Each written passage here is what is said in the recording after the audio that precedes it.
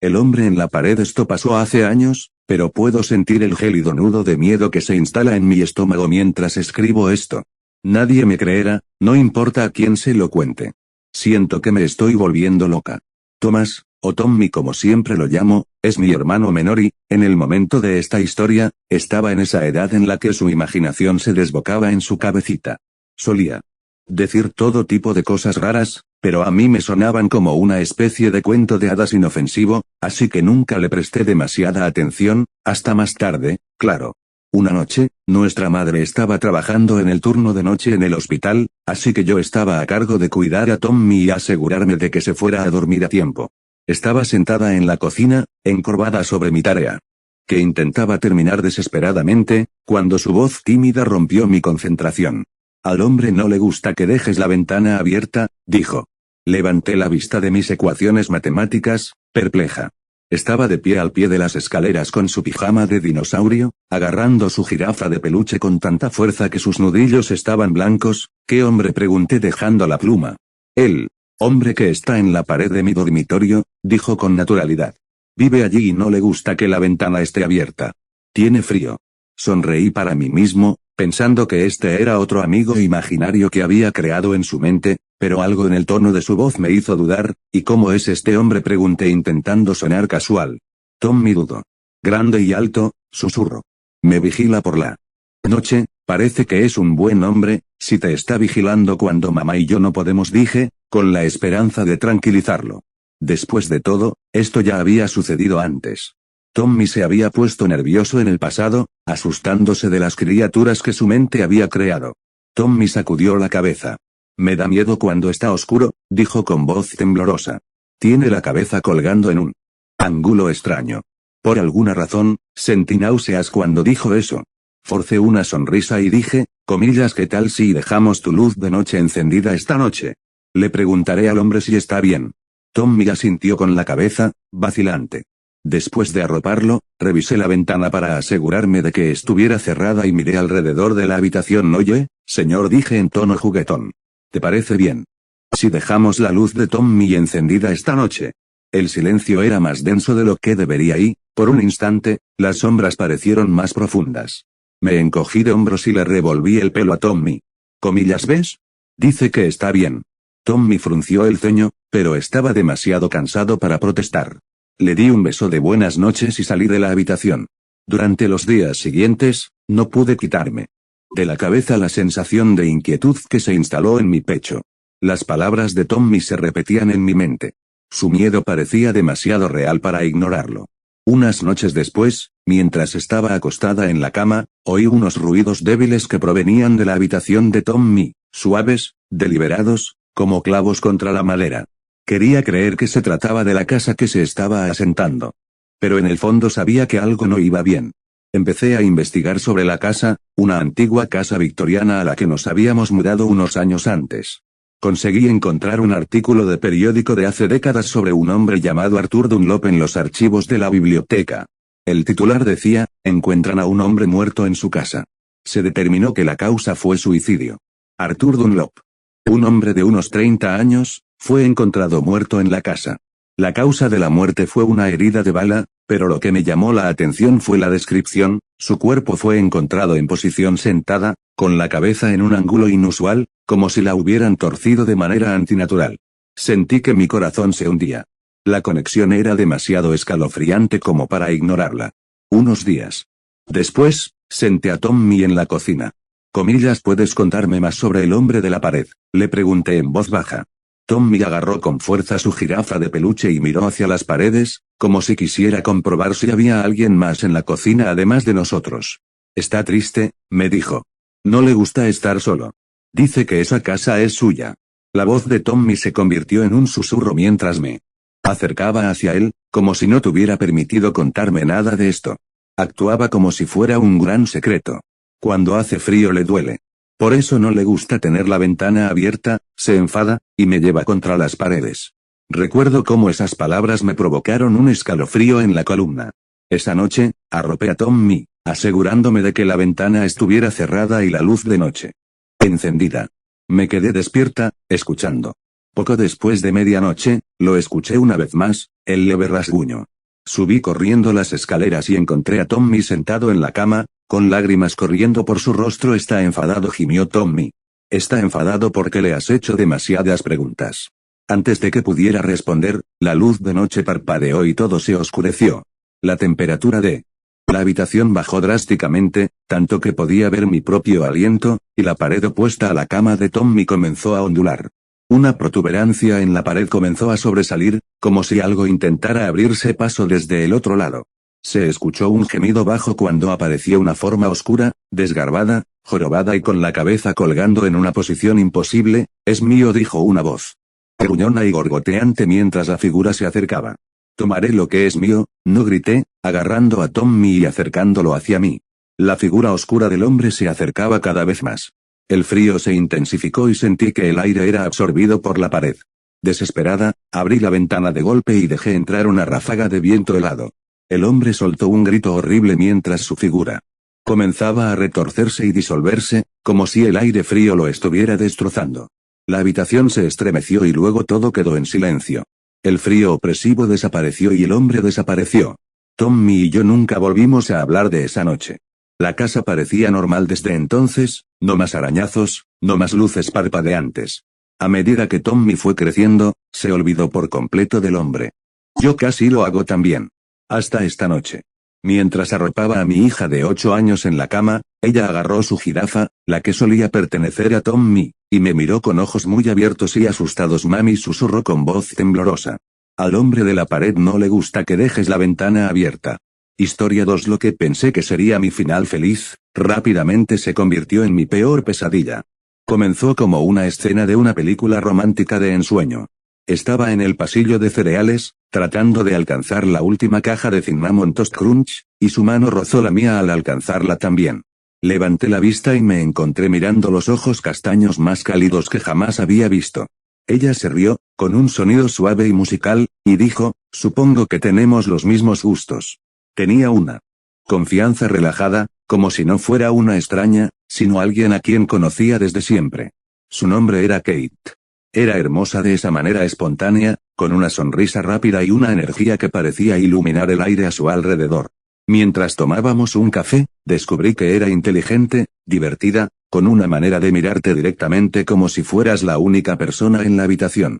Ese día me llevó a una segunda cita, y a una tercera, hasta que los días se convirtieron en semanas y me enganché. Sin embargo, tenía un aire misterioso que no revelaba del todo. Se reflejaba en su forma de hablar de su familia, un grupo de mujeres muy unidas que vivían en una granja escondida en lo profundo del bosque. Es como un paraíso, decía. Sin ruidos, sin distracciones. Solo paz. Sonreía. Pero sus ojos tenían una mirada distante, como si estuviera viendo algo que yo no podía ver. Entonces, una noche, me pidió que la acompañara a visitar la granja. Quería que viera su mundo, como ella lo expresó. No lo dudé, la habría seguido a cualquier parte. El trayecto fue más largo de lo que esperaba y el bosque parecía cerrarse más y más a nuestro alrededor a medida que avanzábamos. Finalmente, tomamos un camino de tierra que serpenteaba entre árboles densos, con ramas que rozaban las ventanillas del coche. Ya casi estaba oscuro cuando llegamos a la finca, un grupo de cabañas que parecían surgir de la nada, enclavadas en las sombras de los árboles. Había esperado encontrarme con un pueblecito idílico, pero aquel lugar me parecía extraño, opresivo, como si el aire estuviera cargado de algo invisible. Había mujeres de pie delante de sus cabañas, observándonos mientras entrábamos, con expresiones indescifrables. Kate me llevó al interior de una de las cabañas más grandes y me entregó una taza de té. Bebí un sorbo, pero tenía un sabor extraño, metálico y amargo. La habitación daba vueltas, mi visión se nubló y lo último que vi fue el rostro de Kate, su sonrisa desvaneciéndose en una mirada fría e insensible. Cuando desperté, estaba tumbado en un suelo de piedra frío y húmedo.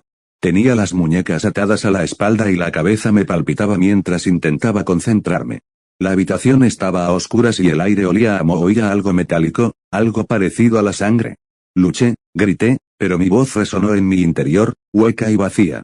Entonces oí una respiración baja y entrecortada que provenía de algún lugar cercano. Calla, no llames la atención, dijo una voz, apenas más que un susurro. Me giré, tratando de ver, y finalmente lo localicé, Un hombre desplomado en un rincón, con el rostro golpeado y magullado, los ojos hundidos por el terror. Me miró, su mirada era una mezcla de desesperación y algo más, reconocimiento. A ti también te han pillado, dijo con voz áspera, fijándose en los míos y luego moviéndose, casi con miedo, hacia la puerta. ¿Qué es este lugar?, logré decir, con el pánico apoderándose de mi garganta. Sacudió la cabeza, con la voz temblorosa te dijo que se llamaba Kate, no se rió con amargura, con la voz como papel de lija. Sí, eso es lo que me dijo a mí también. Kate, Ashley. Mary, los ha usado todos. No es su verdadero nombre. Ninguno de ellos es real. Un escalofrío me recorrió la espalda. Intenté discutir, defenderla, pero sus ojos tenían una mirada que aplastaba cada palabra antes de que se formara ella y las demás. Traen hombres aquí, continuó con voz hueca. Nos atraen, nos encantan, nos traen aquí como corderos al matadero. Llevo aquí días, tal vez semanas, viéndolos matar. Apenas tuve tiempo de procesar sus palabras antes de que la puerta se abriera con un chirrido. Kate entró, pero no era la mujer de la que me había enamorado. Era fría, sus ojos tan oscuros como las sombras que nos acosaban. Otras dos mujeres la siguieron, con rostros tan inexpresivos y vacíos como el de ella. Agarraron al hombre y lo sacaron a rastros de la habitación. Sus gritos comenzaron casi de inmediato, desesperados y ásperos, y se fueron apagando hasta que solo hubo silencio. Cuando lo trajeron de vuelta, no era más que un caparazón sin vida, con el rostro deformado por el horror. Sentí que la bilis me subía por la garganta mientras miraba hacia otro lado, luchando contra el pánico, tratando de mantener el control. Pasaron horas, tal vez días. Apenas comía, apenas dormía, cada sonido que venía de arriba me hacía estremecer, mi mente se desmoronaba mientras esperaba que volvieran por mí. Pensé en mi familia, mis amigos, cualquiera que pudiera notar mi ausencia. Pero los días seguían pasando lentamente y mi esperanza se desvanecía. Entonces, una noche, llegó un nuevo prisionero, un hombre no mayor que yo, que miraba a su alrededor como un animal atrapado. Lo observé, esperando que tuviera un plan, pero estaba tan perdido como yo. Y entonces, una noche, se puso furioso. Observé cómo se las arreglaba para soltarse las ataduras y corría hacia la puerta, con pasos frenéticos mientras corría por el pasillo. Lo oí gritar cuando llegó al claro de afuera, seguido de un único disparo que resonó. Su cuerpo cayó al suelo con un golpe sordo y final. Y luego, hubo silencio. Me había dado por vencido. No había esperanza, no había escapatoria. Estaba débil, destrozado, esperando lo inevitable. Pero entonces, en un destello de desesperación, recordé mi reloj inteligente. Debí haber activado la alerta de emergencia cuando me retorcí contra mis ataduras. Era una posibilidad remota, pero era todo lo que tenía. Entré y salí de la conciencia, el tiempo se me escapó entre los dedos. Y entonces, débilmente, oí el sonido de las sirenas a lo lejos. Mi corazón latía con fuerza mientras las luces rojas y azules destellaban a través de las ventanas de la cabina, los rayos ásperos atravesaban la oscuridad. Se oyeron gritos afuera, las puertas se abrieron de golpe, los pasos retumbaron sobre mí. Y entonces, unas manos me agarraron, me levantaron, me sacaron. Mientras salía tambaleándome de la cabaña, miré hacia atrás y allí estaba ella, Kate, o como se llamara. Estaba de pie en las sombras, justo más allá del alcance de las luces, con una expresión tan vacía como el bosque que la rodeaba, sus ojos se encontraron con los míos con una mirada que me dejó helado hasta los huesos. Me observó mientras me llevaban y luego desapareció entre los árboles. Cuando la policía regresó no encontró nada más que las cabañas vacías, Kate y los demás habían desaparecido sin dejar rastro.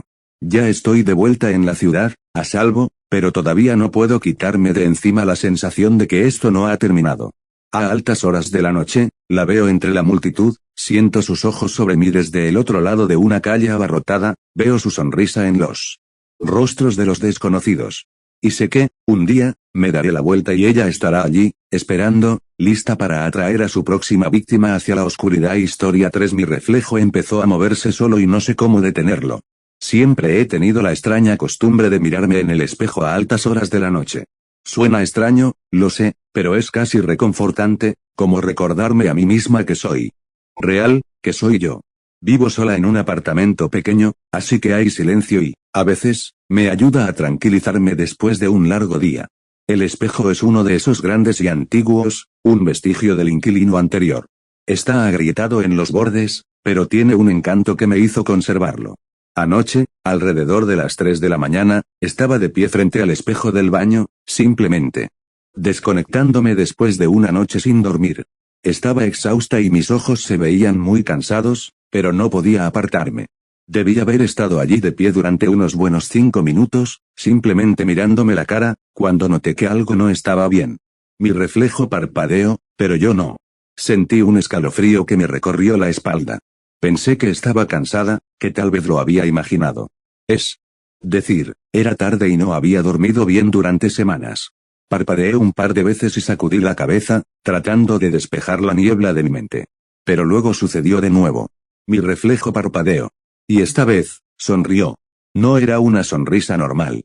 Era lenta, casi como si estuviera probando, estirando mis labios de una manera que se sentía mal. Era el tipo de sonrisa que verías en alguien que conoce un secreto, y no uno bueno. Di un paso atrás, con el corazón acelerado, pero no podía apartar la mirada.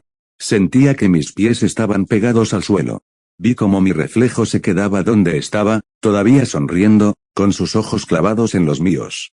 Se inclinó más cerca de mí, casi como si estuviera tratando de atravesar el cristal. Entonces susurró algo. Al principio no lo oí con claridad, pero era como si me hablara dentro de la cabeza, una voz suave, apenas audible. Me has estado observando durante mucho tiempo, dijo. Ahora me toca a mí. Me tambaleé hacia atrás y casi me caigo por el borde de la bañera. Cerré de golpe la puerta del baño y me quedé allí, en el pasillo, intentando recuperar el aliento. El corazón me latía tan fuerte que apenas podía oír nada más, pero entonces lo oí.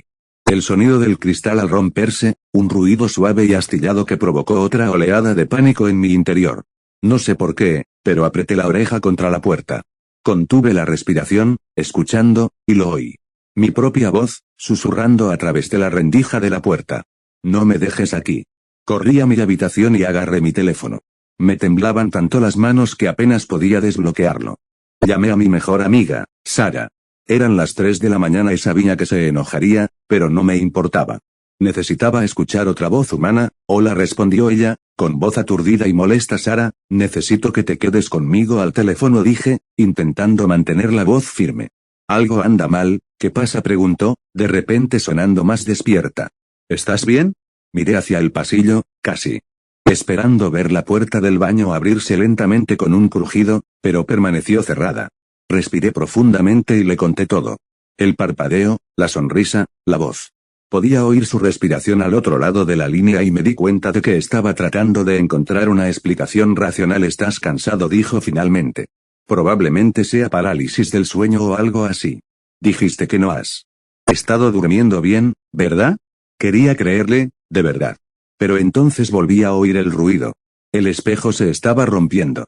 El ruido era más fuerte esta vez, como si algo lo estuviera empujando desde el otro lado.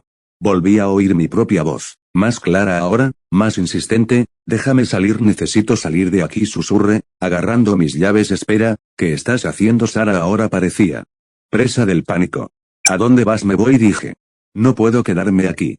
Salí corriendo del apartamento sin decir una palabra más y cerré la puerta de un portazo. No paré de correr hasta que estuve afuera, de pie en la acera, sin aliento. Miré hacia la ventana, casi esperando ver algo mirándome, pero estaba oscuro. Me quedé con Sara esa noche. Todavía no he vuelto al apartamento. Sé que tendré que volver en algún momento, pero tengo miedo. Cubrí todos los espejos del lugar antes de irme. No creo que pueda volver a mirarme en uno. Y lo peor. Cuando me levanté esta mañana, había una grieta en el espejo de la habitación de invitados de Sara y una sola palabra escrita en el cristal: pronto, Lily. No sé qué hacer. Si alguien ha pasado por algo similar, por favor, díganme qué ha pasado. Siento que me está observando, incluso ahora. Historia 4. Justice, mi hermana, se escapó de casa cuando tenía 18 años, o al menos durante muchos años, según creo. Mis padres no tenían muy claro el motivo de su desaparición, y todos los asuntos relacionados con mi hermana se reducen a eso. Una santa, fue todo lo que mi padre dijo de ella. Era una santa a los ojos de Dios. Un ángel. Insistía mi madre. Eso es todo lo que necesitas saber. No admitieron ninguna falta en su ausencia, y sin embargo, percibí algo falso en sus elogios y me estremecí al oírlos de bocas tan amargas como las suyas. Desde que tengo memoria, he tenido miedo de mis padres, lo cual es una existencia lamentable para un niño. Pertenecían a una religión evangélica que los devoraba con su miserable dominio, ya que su conducta en todas las cosas no era la de individuos, sino la de los mortales ejecutores de su fe severa y sin alegría. Temía violar sus reglas o expresar alguna queja por temor a que, por la fuerza, me la exigieran. La casa estaba perpetuamente fría, un templo de adoración agotadora en el que los juguetes, la televisión o la literatura informal estaban prohibidos, y cada habitación estaba llena de tal cantidad de parafernalia religiosa que apenas había espacio para moverse. Por los párrafos de los textos de mis padres, que me encantaban, sabía que todo sufrimiento era sagrado y que el castigo corporal era solo una de las formas de dolor que figuraban entre ellos. Evitarse otras agonías era un don que rara vez se concedía, solo estaba prohibido el acto de matar, la única razón por la que mis padres nunca me habían levantado la mano, según recuerdo, era que, como era un niño mudo, tímido y ansioso, no les había dado ningún motivo real. Así fue que no pregunté por mi hermana, solo imaginé mil configuraciones del destino que bien podrían haberle sucedido. Después de años de conducta pura, sospeché que había cometido una transgresión, había desobedecido un toque de queda, había probado el alcohol o se había exaltado con el contacto de los hombres. Mi madre se lavaba las manos y se mecía murmurando una oración ante la sola mención, poco frecuente, de su nombre. De esta manera supe que mis hermanas habían fracasado, tal como estaba escrito en la ley de las obras santas de mis padres. Habían echado a Justicia a la calle, tal vez, o bien ella había huido de ellos, dejándome a mí, un niño de entonces 6 años, solo en la dura iglesia que era nuestra casa. A finales de la década siguiente, estaba desesperado por unirme a mi hermana en el mundo del más allá, pero como mis padres nunca me permitieron trabajar ni me dieron suficiente dinero para esconderme, me encarcelaron allí y me prepararon para ser el profeta de su fe. Me acostumbré a caminar por la casa en una repetición obsesiva por hábito, particularmente cuando mis padres se ausentaban para hacer proselitismo en los barrios pobres de la ciudad en los que sentían que la palabra era más necesaria. A veces me paraba ante las altas y delgadas ventanas de aquella horrible morada y pensaba en saltar a una muerte pecaminosa en la calle gris de abajo, pero los pensamientos sobre mi hermana me lo impedían, pues aún tenía esperanzas de volver a encontrarla. La imaginé enroscada como una monita en la funda de un viejo saco de dormir, en algún lugar, o apoyada en la espalda de un amante sin rostro en un apartamento fuera del alcance de nuestros padres. Bailando en un escenario bajo luces como gasolina en una carretera negra con todos sus colores estridentes. Me vinieron a la mente muchas imágenes de la justicia, algunas de ellas felices, otras miradas solitarias de los márgenes a los que mi madre y mi padre la habían arrojado en su rechazo. Pero ni una sola vez en mis sombrías cavilaciones supuse que estaba muerta. Sabía que existía alguna posibilidad, tal vez mi padre la había abatido en un ataque de ira sagrada, o ella había sido presa de una sobredosis de drogas en el vientre infectado de la ciudad, o había muerto de hambre allí. Sin embargo, la creencia de mis padres de que era un pecado quitarle la vida directamente a alguien era tan fuerte que no podía concebir que ellos tuvieran algo que ver con ello. Y por razones inexplicables estaba seguro de que ninguna otra muerte la había reclamado. Sin embargo, la desaparición de la justicia me hizo pensar que yo también podría desaparecer de la vista. La obsesión de mis padres porque yo fuera un gran ejemplo de su religión perturbaba mi fervor. A menudo pronunciaban mi nombre en sus oraciones, colocaban mi fotografía debajo del altar de cruces ante él. Que se arrodillaban, donde otras familias observaban la pantalla de cristal de una máquina. No tenían motivos para pensar que yo no compartía su engaño, pues por miedo yo juntaba mis manos y mis labios hacia Dios como ellos lo hacían, y así parecía devota. Pero no me faltaba su nefasta religión de autohumillación, y a medida que pasaban los meses y mi fijación con la desaparición de mi hermana se hacía más grande, por fin me atreví a preguntarle a mi madre si la justicia siempre había sido tan santa como ellos afirmaban lo era, insistió mi madre. Era una niña buena, pero teníamos miedo de que cambiara cuando fuera mayor. Siempre tenía la idea de dejarnos. Bueno, rezamos por ello y Dios consideró apropiado hacer de ella una santa para que solo se la recordara por el bien que había hecho y no por los pecados que pudieran haber venido después. El fuego y el azufre nos lamen a todos por los tobillos, hija, pero por su amor estamos a salvo. Ella me tocó la mejilla con una mano fría y me encogí por el celo de esa caricia, la mirada en sus ojos que era una ceguera al ver lo que no estaba allí. Eres muy parecida a ella, ¿sabes?, dijo mi madre. Eres buena. Un orgullo para tu fe. No lo soy, dije con señas, pero como siempre, ella malinterpretó la frustración en mis gestos y me tomó suavemente de la mano. Oh, amor. No tienes que hablar para que la gente escuche la palabra. Tú eres suficiente.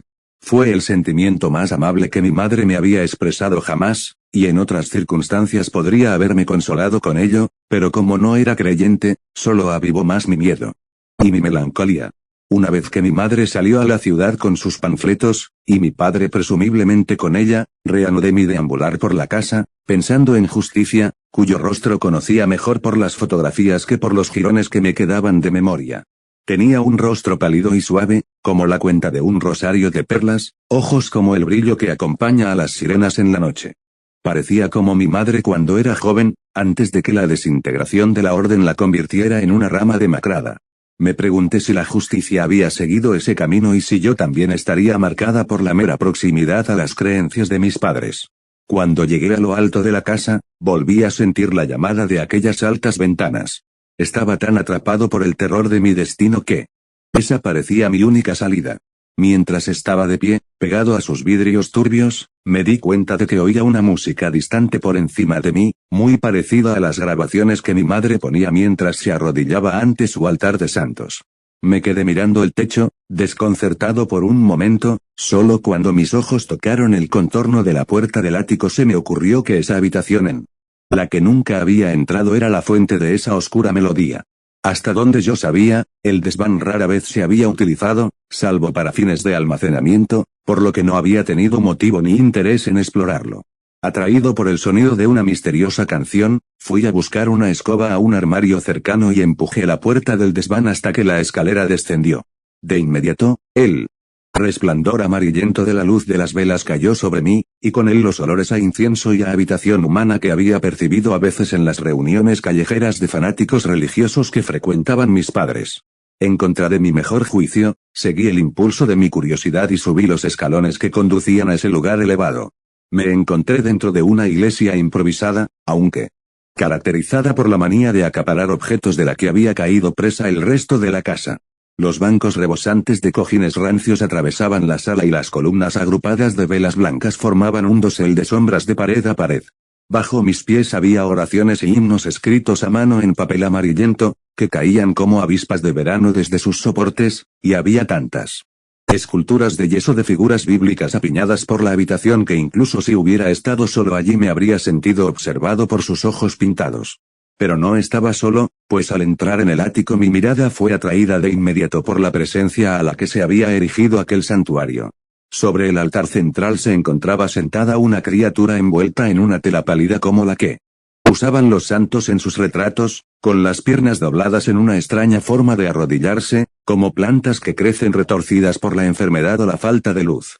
Tenía los brazos doblados hacia atrás y vestigiales, los dedos unidos por un enrejado de piel nudosa, esa cosa había sido quemada, transformada por el fuego, como mi madre había descrito, en un nuevo y sagrado terror. Pero solo cuando ese ser giró la cabeza hacia mí, revelando intacto el milagro de la belleza en su rostro, reconocí a mi hermana y en que se había convertido a través de un acto de brutal ritual.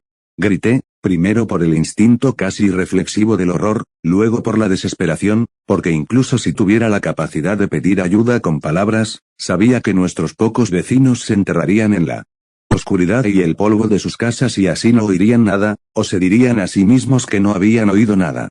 Desde algún rincón del ático se escuchó un movimiento arrastrado, y me giré tan bruscamente hacia él que casi me torcí el tobillo con los escombros que había bajo mis pies.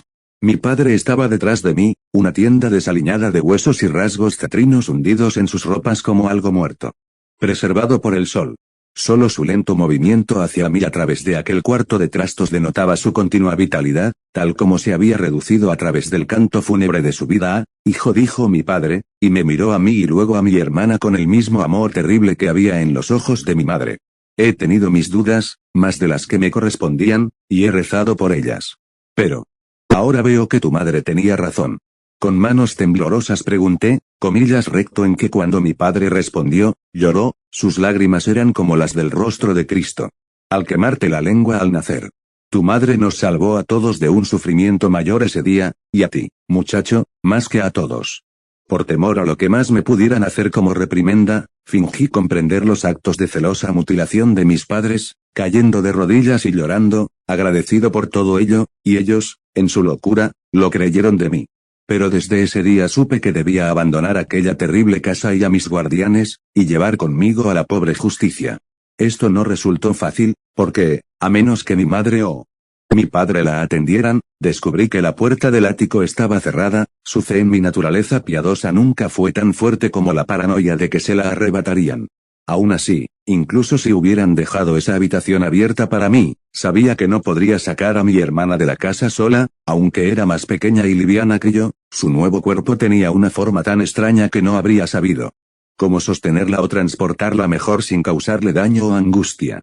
Su mente, al parecer, había sido reducida por el dolor a algo primitivo, no podía hablar, y aunque mis padres se dirigían a ella con frecuencia, no vi en su mirada comprensión de lo que decían en su presencia. Estoy seguro de que se alegraron de ello. Un santo, para ellos, era como un niño, puro de pensamiento, sin autonomía, un símbolo de todo lo que sus seguidores proyectaban sobre ellos. Yo quería algo mejor para la Justicia que eso, y por eso, al regresar a la escuela, me apresuré a comunicar por escrito los abusos que había presenciado y los que yo mismo había sufrido. Solo mi corta edad y la gravedad de lo que me habían hecho olvidar ese recuerdo, aunque gracias a la revelación de mi padre me parecía recordarlo de forma distante. Le conté estos detalles a mi profesor, quien, aunque vagamente escéptico, me hizo quedarme en la escuela mientras se avisaba a la policía y la enviaban a mi casa. Al llegar, encontraron el edificio vacío, aunque con signos de abandono reciente. El desorden habitual se vio perturbado aún más por el apresurado vaciado de cajones y armarios. El ático también había sido vaciado, aunque encontraron sábanas y mantas manchadas de sangre y otros restos corporales que respaldaban mis afirmaciones lo suficiente como para impulsar una investigación inmediata. No sé por qué mis padres me permitieron abandonar su castillo si sospechaban que los había traicionado. Quizás se dieron cuenta de que no me dejarían dominar tan fácilmente como a mi hermana y aprovecharon la oportunidad para huir con ella en mi ausencia. Sin embargo, hay una parte de mí convencida de que ellos no tenían ni idea de mi intención de hablar en contra de ellos hasta que ya me había ido, que después habían recibido alguna señal de ello, ya sea imaginada por ellos o entregada espiritualmente por Dios o un santo. Puede que no haya seguido su religión, pero algún sedimento de su superstición. Me siguió incluso hasta la casa de acogida, donde bien hubiera debido liberarme de su influencia. También persistió mi inquieta costumbre de vagar, lo que, al llevarme por la ciudad, absorto en la contemplación de la desaparición de mi familia, me llevó a oír hablar, entre los vagabundos y los predicadores, de una rama cambiada de su extraña secta. La Santa Orden de Santa Justicia, la llamaban, mi única prueba de que mis padres y mi hermana permanecieron en ese lugar 3 años después. Los busqué en las calles y en los edificios destartalados que solían rodearlos, con la intención de actuar como la ley no había logrado liberar a mi hermana de ellos.